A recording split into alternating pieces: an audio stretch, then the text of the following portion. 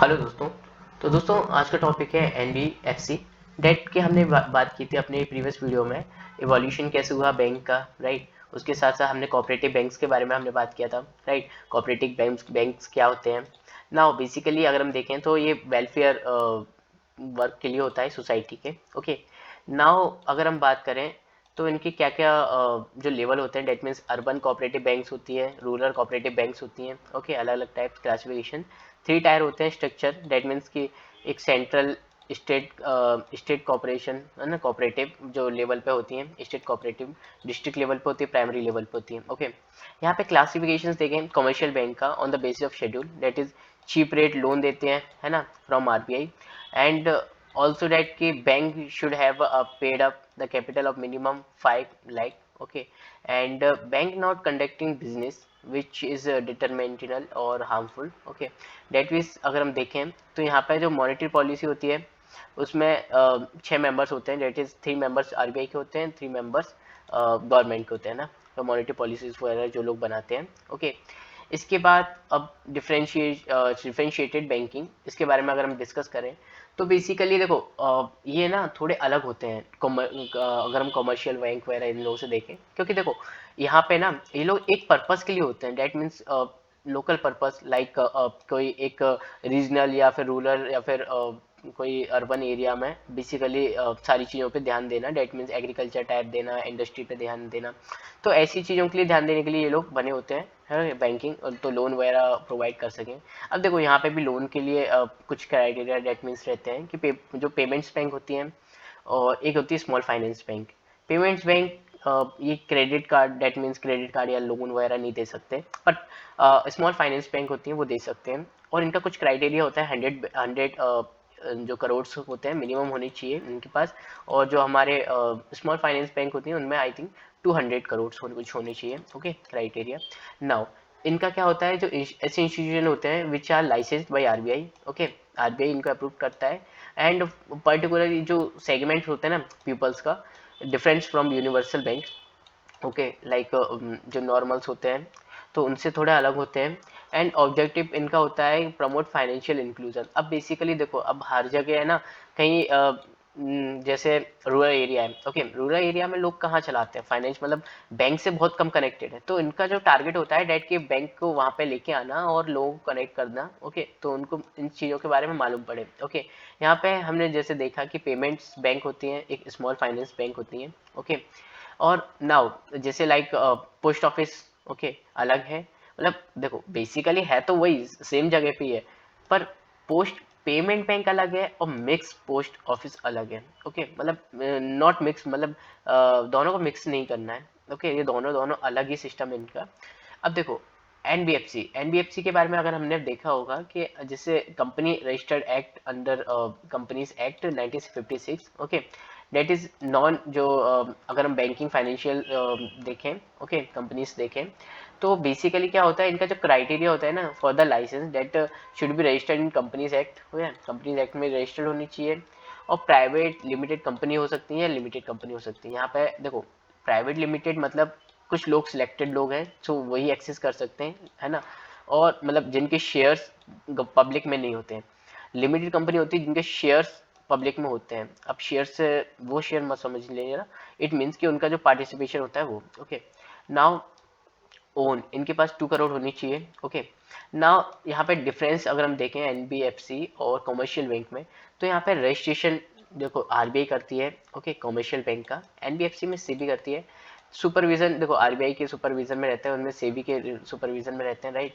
और देखो एंट्री अगर हम देखें तो एंट्री कैपिटल्स इनमें अमाउंट होता है। ओके, जो लाइक जो भी होता है 500 करोड़ वगैरह। ओके, तो बेसिकली इनका अमाउंट होता है, एक बार आप गो थ्रू कीजिएगा, डिपॉजिट्स वगैरह होते हैं। और देखो नॉन एनबीएफसी में क्या होता है, कुछ में डिपॉजिट होते हैं, डिपॉजिट जो मीन्स की इंश्योरेंस वगैरह होता है, कुछ में नहीं होता। क्योंकि इसलिए नहीं होता क्योंकि एनबीएफसी में अगर वो डिपॉजिट नहीं कर रहे हैं तो इंश्योरेंस किस बात का, राइट। मतलब इंश्योरेंस जो डीआई सीजीआई जो होता है ना, डेट मीन्स कि आपके कोई रुपए आपने डिपॉजिट किए, ओके, बैंक में। अब वो जो बैंक थी ना वो दिवालिया हो गई, ओके, मतलब डूब गई, तो उसका जो पेमेंट होगा ना वो आरबीआई देगा। ओके। इसके बाद जैसे अगर हम बात करें प्रूडेंशियल, प्रूडेंशियल, इट मीन्स कि इनके पास होता है, देखो SLR और CRR, ओके, ये दोनों रख सकते हैं, बट इनमें दोनों अवेलेबल होते हैं।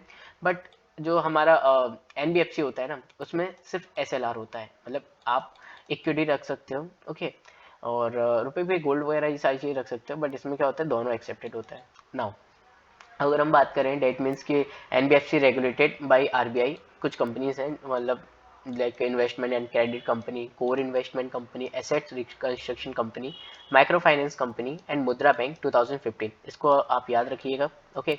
ऐसे कुछ एग्जांपल हैं, like stock broker NBFC regulated by SEBI, that is mutual fund, है ना, REITs, InvITs, okay, venture capital fund, okay, ये सारी चीज़ें आपको याद होनी चाहिए।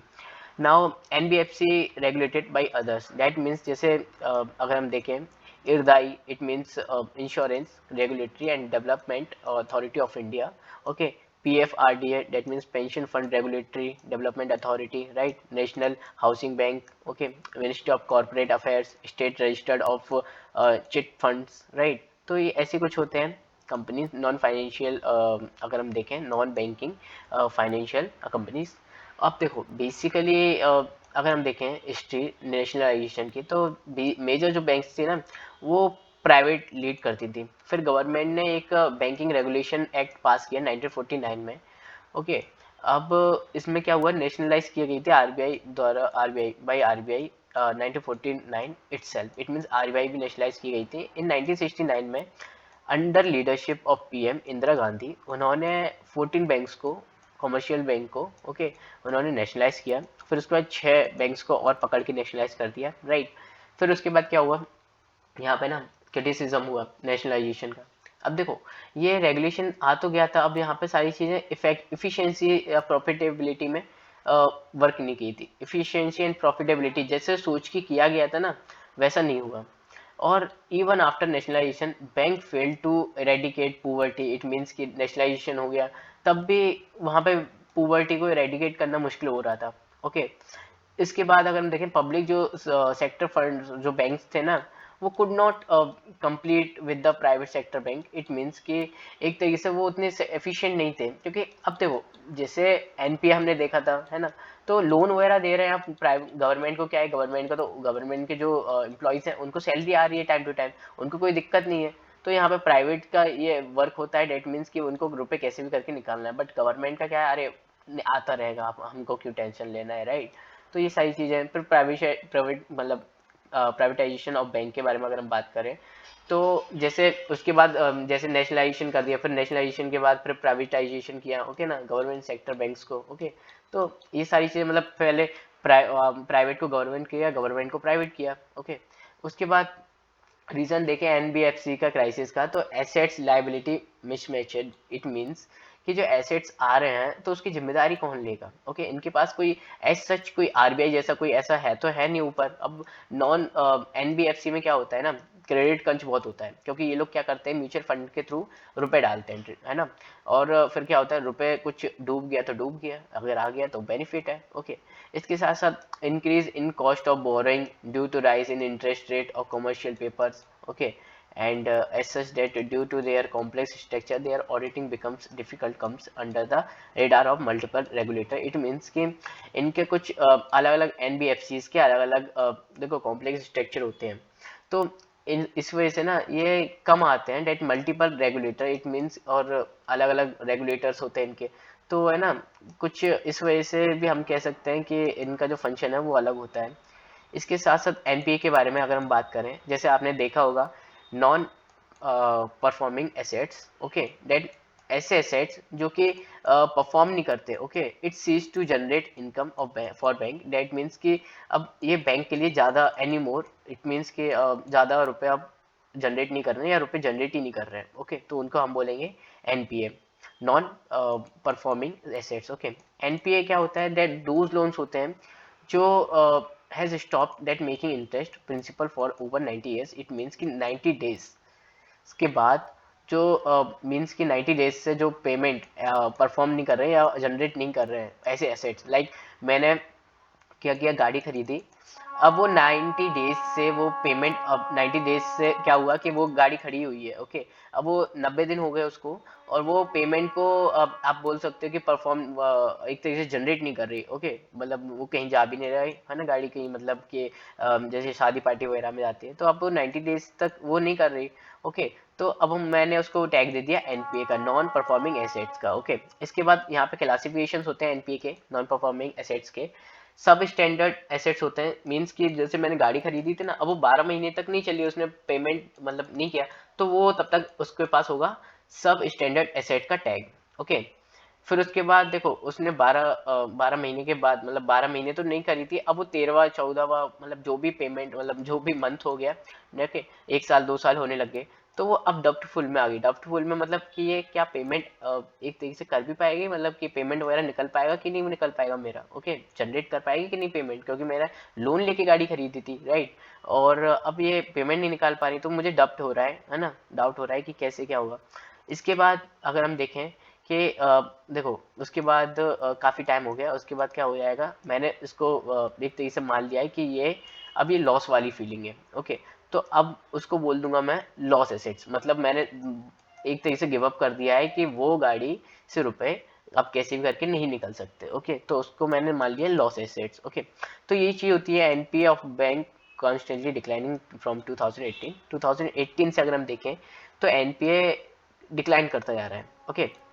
उसके बाद most NPA in India that, पहले देखो या कहाँ कहाँ होता है एनपीए, इंडस्ट्री में होता है, फिर उसके बाद एग्रीकल्चर में होता है, उसके बाद सर्विसेज में होता है, और फिर पर्सनल लोन में होता है, ओके। तो ओके यहाँ पे एक मैंने आपको एक तरीके से नॉर्मली आपको एक टेबल बता दिए, ओके। उसके बाद हम ईआरसी पे नेक्स्ट वीडियो से कंटिन्यू करते हैं, ओके। होपली आपको ये वीडियो पसंद आई होगी गाइस, मिलते हैं अपनी नेक्स्ट वीडियो में नेक्स्ट टॉपिक के साथ। Thank you so much.